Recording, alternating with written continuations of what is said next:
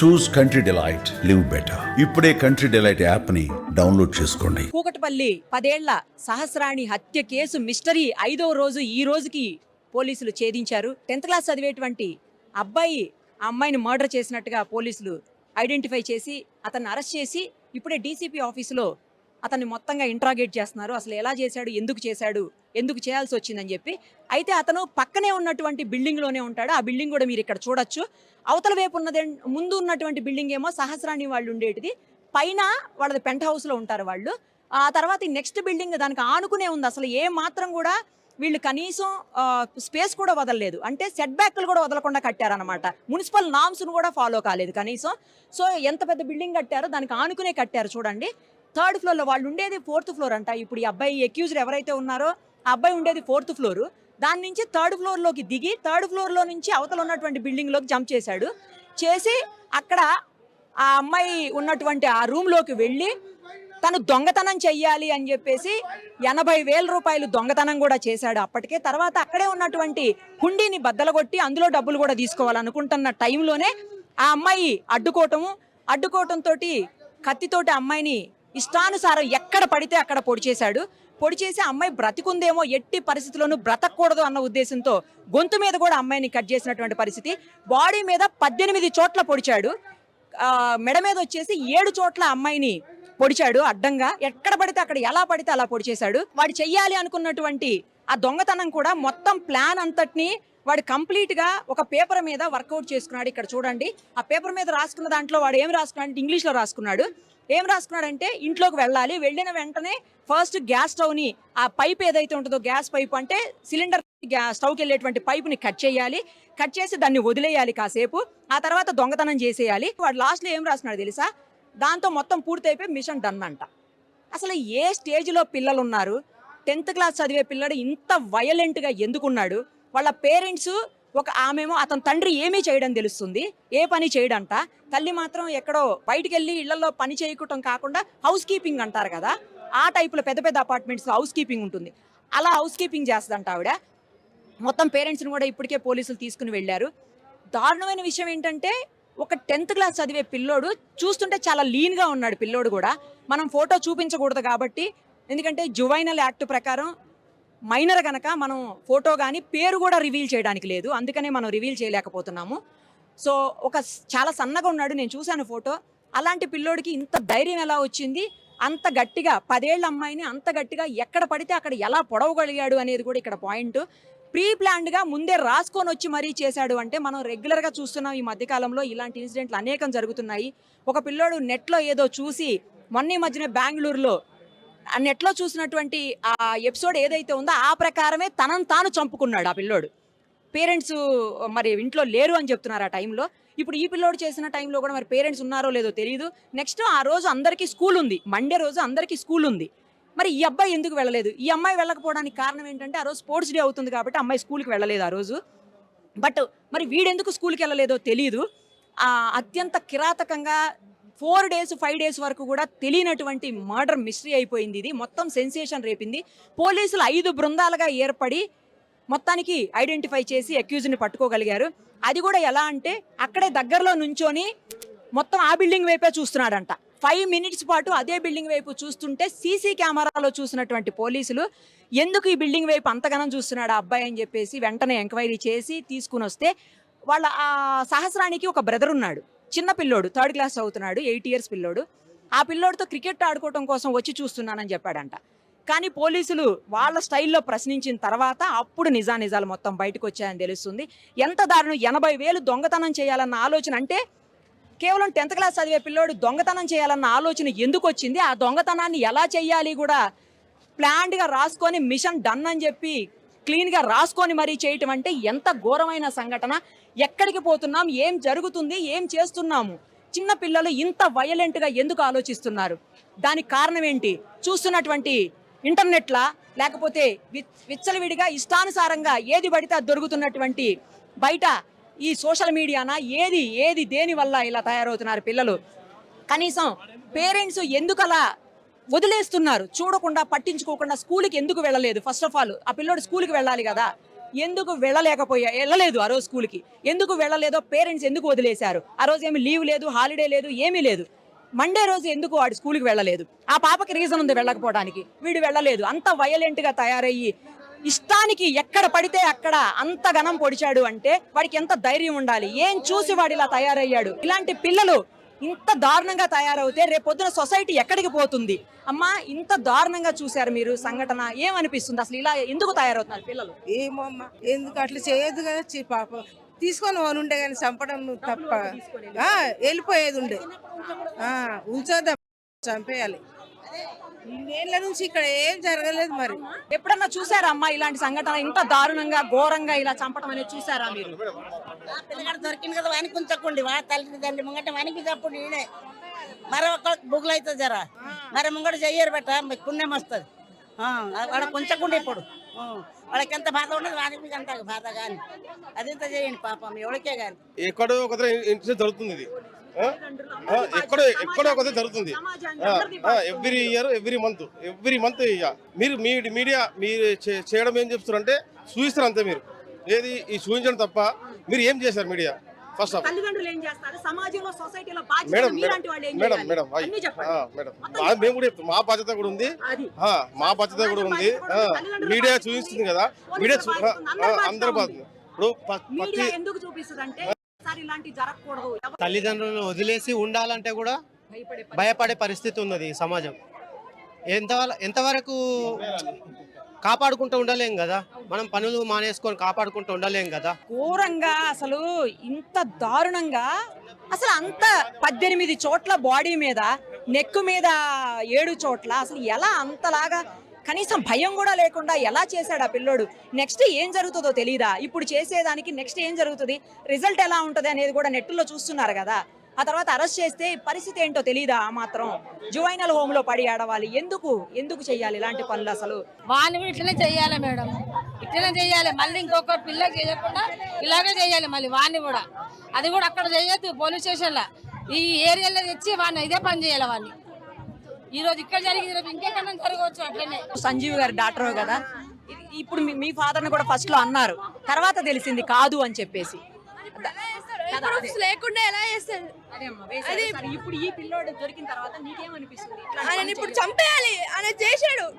10th class చదువుతున్నాడు, మా స్కూల్లో చదువుతున్నాడు. ఆయన 10th క్లాస్ లో చదువుతున్నాడు, మాకు తెలుసు. స్కూల్ ఉందా అమ్మ మీకు? ఉంది, స్కూల్ ఉంది. మేము వెళ్ళాము. ఆయన ఉన్నాడో లేదో తెలియదు కానీ మేమైతే వెళ్ళాము. స్కూల్ కి రాలేదు అని అన్నారు. 10th క్లాస్ వాళ్ళు అటెండెన్స్ తీసుకున్నారు అన్నారు. మాకు తెలిసింది, రాలేదు ఓకే అనుకున్నాము. అయితే మండే మధ్యాహ్నం వచ్చాక ఇట్లా తెలిసింది మాకు. ఎట్లా ప్రూఫ్స్ లేకుండా నైట్ 12 కి మా ఫాదర్ ని తీసుకెళ్లారు. ఎలా తీసుకెళ్తారు? ఏ ప్రూఫ్స్ లేవు. ఇప్పుడు ఈ 4 రోజులు 5 రోజులుగా అతను ఇక్కడే ఉన్నాడు, ఇంట్లోనే ఉన్నాడు. స్కూల్ కి వెళ్ళాడంట, వెళ్తున్నాడు. పొద్దున్న స్కూల్కి వచ్చి పోలీసు వాళ్ళు అన్ని ఇన్వెస్టిగేషన్ చేశారంట. అప్పుడు తెలిసింది. స్కూల్కి వచ్చి ఇన్వెస్టిగేషన్ చేశారంట. మాకు తెలియదు అప్పటి వరకు. 10:30 టైంలో అప్పుడు వచ్చారంట పోలీసు వాళ్ళు వచ్చి అతన్ని అడిగితే అని చెప్పాడంట. ఇట్లా వాళ్ళకి ఏమైనా గొడవలు ఉన్నాయమ్మా? ఏం లేవు, మాకేం లేవు. డబ్బుల కోసం అని చేశారంట. పేపర్ లో రాసుకున్నాడంత మొత్తం. ఏ ప్రూఫ్స్ లేకుండా ఇలా మా ఫాదర్ ఇప్పుడు ప్రూఫ్స్ అన్ని దొరికాయి కదా, ఇప్పుడు తీసుకెళ్ళండి. మా డాడీని పంపించండి. మీ డాడీ ఇంకా రాలేదా? రాలేదు. 4 days అయింది. 12 కి నైట్ 12 కి తీసుకెళ్ళిపోయారు. మా నాన్న రాలేదు, మా మమ్మీ కూడా రాలేదు. తీసుకెళ్ళిపోయారు, మళ్ళీ వదిలేసారు. అక్కడే ఉన్నారు ఇప్పుడు. నేను 8th చదువుతున్నా, 10th చదువుతున్నాడు. పొద్దున వచ్చినట్టు పోలీస్ వచ్చి ఆయన ఇన్వెస్టిగేట్ చేసినట్టు. మరి ఘోరం మేడం, మరి ఘోరం. ఇట్లాంటి తల్లి కడుపులో పుట్టినా పుట్టకున్నా ఒకటే, ఆ దేవుడు ఇచ్చినా ఇయ్యకున్నా ఒకటే. మరి ఘోరం అండి ఇది. అసలు వానికి అసలు బతకనియొద్దండి. అసలు మందిలలో ఇడిసబెట్టురు, లేడీస్ అన్న చంపేస్తారు. సంజీవరావు పేరు వచ్చేసింది. సంజీవరావు అమ్మాయిని చంపాడు. సంజీవరావు పేరు వస్తుంది. 2 ఆడపిల్లలు ఉన్నారు. గోలు పెడితే నేను వారం రోజులు బాలింతను వదిలేసి ఇక్కడ ఉన్నా నా పిల్లల కోసం. తల్లి పోలీస్ స్టేషన్ ఉంది. న్యాయం జరగాలి. సంజీవరావు వాడిని చంపాలి అంతే. తిండి లేదు. ఒకసారి ఇంట్లో చూడండి, అల్మారాలో బట్టలు, పసుపు, కారం, ఒక్కరు కాదు, 2 వయసు పిల్లలు ఉన్నారు. అలాంటి వ్యక్తి అతను కాడు 15 సంవత్సరం బస్తీలో కొన్నాడు ఆయన. అట్లా చేస్తారమ్మా. అయితే అన్నీ పెడతాం, ఎవరి మీద పడతారు చెప్పండి. 5 రోజులైతే పిల్లలు ఏమవుతారు, భార్య ఏమవుతుంది. ఇప్పటికీ జైల్లో పెట్టారు అమ్మాయిని కూడా తీసుకెళ్ళి. 12 గంటల నుండి అమ్మాయి సరిగ్గా రాలేదు. అలమారులో బట్టలు, కారం, ఉప్పు అన్ని ఇంట్లో పడేసారు. చూడండి ఒకసారి 3 శాఖల నుంచి 3 శాఖలు కూడా తీసుకెళ్ళిపోయారు ఇప్పుడు వచ్చి. ఆయన ఎంత వీడియోలు పెట్టారో అతను చనిపోయాడని. అదే మంచిదని మళ్ళీ వీడియోలకు మాకు రావాలి, మా చుట్టాలు బంధువులు అన్నిట్లో రావాలా. చూడండి, మనం చేసేటువంటి కొన్ని చిన్న పనుల వల్ల వాళ్ళు ఎంత బాధపడుతున్నారో ఇవాళ అర్థమవుతుంది. ఆ పెట్టే తమ్మునేల్స్ కానీ ఇష్టానికి మనం పెట్టేటువంటి ఆ పేర్లు రాకుండానే, బయటికి రాకుండానే, వాళ్ళు చేశారని తెలియకుండానే ఎవరి పేరు పెడితే వాళ్ళ పేర్లు పెట్టేసి మనం ఏదో చేస్తాం చూడండి. కొన్ని ఛానల్స్, కొంతమంది వ్యక్తులు ముఖ్యంగా అలాంటి వాటి వల్ల వాళ్ళు ఎంత బాధపడుతున్నారో కూడా ఇప్పుడు మనం అర్థం చేసుకోవచ్చు. కానీ జరిగిందైతే మాత్రం అత్యంత ఘోరమైన పాశవికమైనటువంటి చర్య అని చెప్పాలి. ఆ ఏజ్ పిల్లోడికి అలాంటి ఆలోచన రావడమే అసలు ఆలోచిస్తుంటేనే బాధగా అనిపిస్తుంది. మళ్ళీ ఈ 4 రోజుల నుంచి పోలీసులు ఇప్పటికి 10 సార్లు పైకి కిందికి వస్తూనే ఉన్నారు, తిరిగి వెళ్తూనే ఉన్నారు. క్లూస్ టీం తిరుగుతుంది, స్పెషల్ బ్రాంచ్ వాళ్ళు వస్తున్నారు, పోలీసులు డీసీపీ స్థాయి, ఏసీపీ స్థాయి వ్యక్తులు వచ్చి వెళ్తున్నారు, రోజు ఇన్స్పెక్టర్స్ వస్తున్నారు. అయినా కూడా వాడు ఏమీ తెలియనట్టు పక్కన బిల్డింగ్ లోనే ఉన్నాడంటే ఎంత తెలివైనడో ఒక్కసారి చూడండి. అంటే అనవసరమైన తెలివితేటలు అనమాట. ఏవో చదువులో చూపిస్తే బాగుండేది. ఒక చిన్న పిల్లోడు ఇలాంటి చర్యలకు పాల్పడ్డాడు అంటే ఎక్కడ మూలాలు ఏంటి, ఇలా తయారవడానికి కారణం ఏంటి? ప్లాన్ గీసుకొని, స్కెచ్ గీసుకొని దొంగతనానికి వెళ్ళాడంటే అసలు ఆ ఏజ్ పిల్లోడికి అంత డబ్బుతో ఏం పని? దొంగతనం చేయాల్సినటువంటి అవసరం ఏంటి? కఠినమైన చర్యలు తీసుకునేటువంటి పరిస్థితి కూడా ఉండదు ఇలాంటి కేసెస్లో. ఎందుకంటే జువైనల్ యాక్ట్ ఒప్పుకోదు. కేవలం తీసుకెళ్లి ఎక్కడో పెట్టేసి అక్కడే చదివిస్తారు, జువైనల్ హోమ్లో వేస్తారు, అక్కడే ఉంచి చదివిస్తారు తప్పించి కఠినమైన చర్యలు కానీ శిక్షలు కూడా ఉండవు. మరి ఆ అమ్మాయికి న్యాయం ఎలా జరగాలి? ఇప్పటికే వాళ్ళ తల్లిదండ్రులు అల్లారు ముద్దుగా పెంచుకొని ఆ పిల్లను కోల్పోయి ఎంత బాధపడుతున్నారో, ఎంత ఏడుస్తున్నారో మనం స్వయంగా చూసాము. ఆ తల్లి నిన్న కూడా మనతో మాట్లాడింది. నాకు న్యాయం జరగాలమ్మా, నా పిల్ల ఎలాగో తిరిగి రాదు, న్యాయం చెయ్యండి, కనీసం ఎవడైతే చేశాడో వాడెవరో నాకు తెలిపి ఇమ్మీడియట్ గా శిక్ష పడేలా చూడండి అంది. ఇప్పుడు ఈ కేసులో శిక్ష వేయడానికి కూడా లేనటువంటి పరిస్థితి. మరి ఏం చట్టాలు, ఏమి న్యాయాలు, ఎలా పోతాయి ఇవన్నీను? ఏం చెయ్యాలి? ఏం చేస్తే ఆ పిల్లకు ఇప్పుడు న్యాయం చేకూరుతుంది? ఏం చేసినా కూడా ఆ పిల్లకు న్యాయం జరగదు, ఎందుకంటే శిక్ష పడే అవకాశం లేదు కాబట్టి. సో ఎక్కడ జాగ్రత్తలు పడాలో అక్కడ పడాలి. ఎలాంటి చర్యలు తీసుకోవాలో అలాంటి చర్యలు ముందు పేరెంట్సే తీసుకోవాలి. ఇంట్లోనే జాగ్రత్త పడితే ఇలాంటి సంఘటనలు జరగకుండా ఉంటాయి.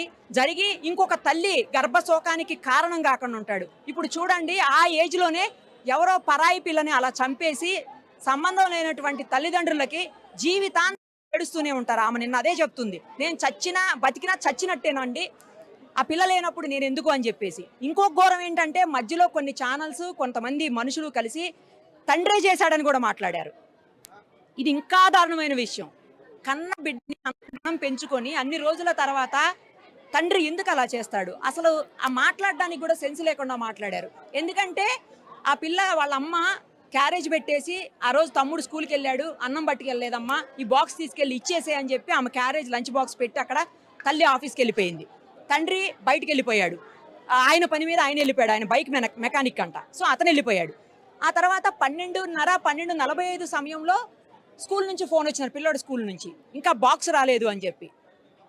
అప్పుడు వాళ్ళ మదర్కి ఫోన్ చేసి ఇంకా బాక్స్ ఇవ్వలేదంట నా తండ్రి అడిగాడట. అదేంటి, నేను ఇచ్చి పెట్టొచ్చాను కదా, ఎందుకు పోలేదు సహస్రాణి అని ఆమె కింద ఉన్నటువంటి వాళ్ళకి ఫోన్ చేసింది. అమ్మాయి ఇలా మా అమ్మాయి పోలేదంట, బాక్స్ తీసుకుని ఒకసారి పైకి వెళ్ళి చూసిరావంటే ఆవిడ పైకి వచ్చిందంట 1 o'clock అరౌండ్. వస్తే బయట గడిపెట్టుంది. ఆమె ఫోన్ తీసుకుని అక్క బయట గడిపెట్టేసింది, మీ అమ్మాయి లేదని చెప్పిందంట. ఇంత లోపల వాళ్ళ ఫాదర్ వచ్చాడు. అంటే అప్పటికే మర్డర్ అయిపోయింది. మరి వాళ్ళ ఫాదర్ని ఎలా అంటారు?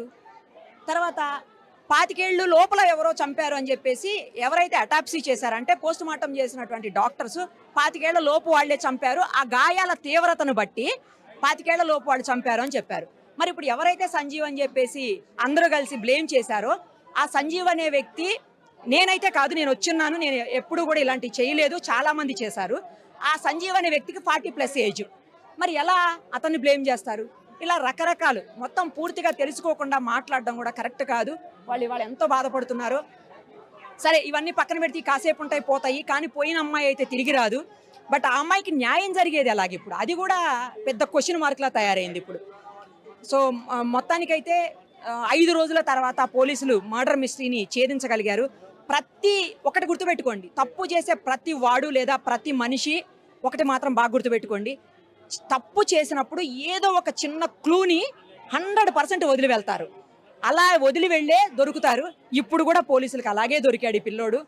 లోపల బ్లడ్ స్టెయిన్స్ ఉన్నటువంటి మరకలు ఉన్నటువంటి బట్టలు కూడా ఉన్నాయని చెప్తున్నారు. తర్వాత కత్తి కూడా అక్కడే ఉందని చెప్తున్నారు. మరి డబ్బు దొరికిందో లేదో తెలీదు.